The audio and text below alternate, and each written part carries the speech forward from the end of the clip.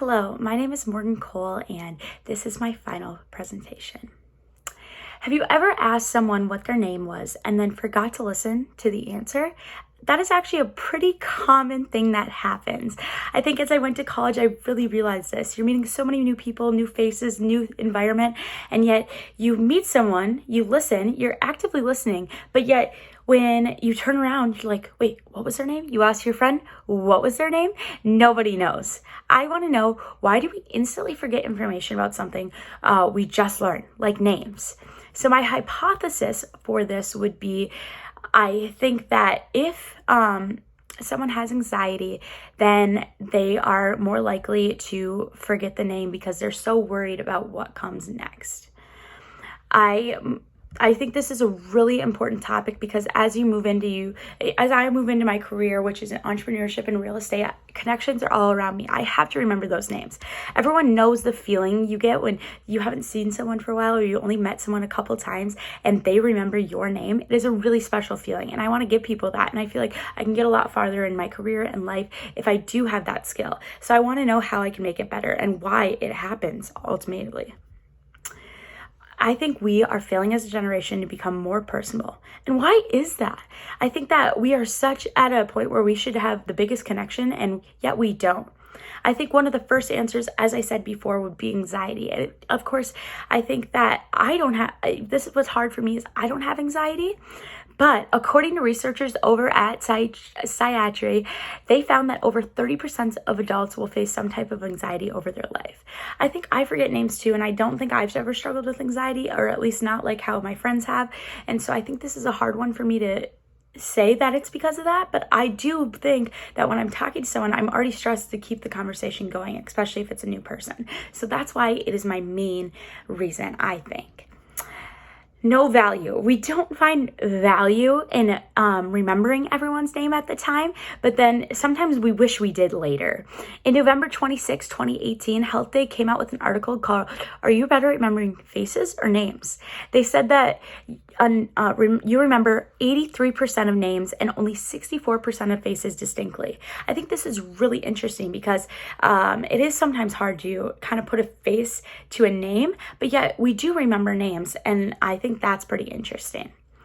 I think the third and last reason would maybe be too much information. We are overloaded with information. As you'll see in my research later, I found that we really are overloaded with information. As we get older, it is hard to remember more things and be more personal with people.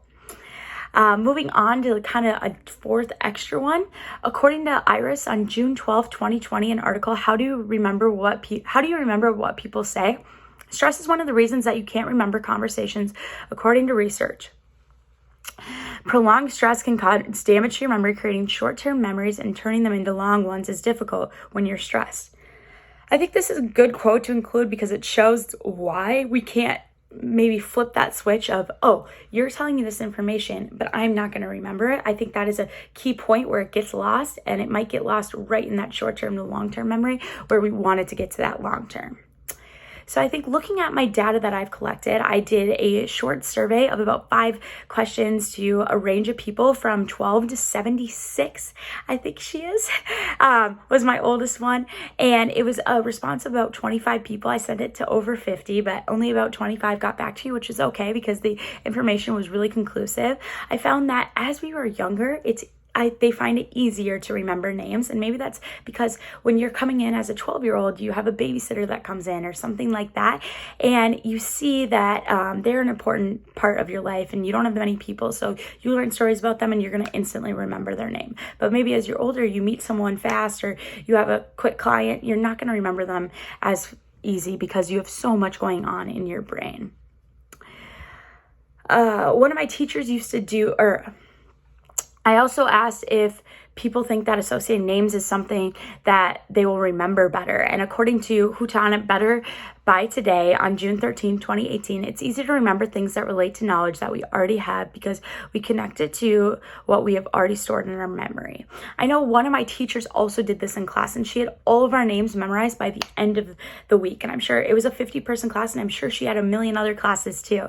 And she was able to remember each of our names because she associated them with different things. And I think that is really, really cool.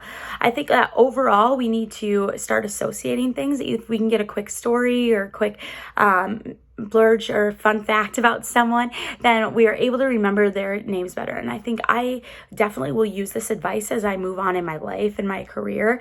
I really think that is an easy way to remember people. And I know sometimes it's quick, but I feel like if I can remember a funny story about someone or a personality trait that I find gravitating, I definitely can remember their names better.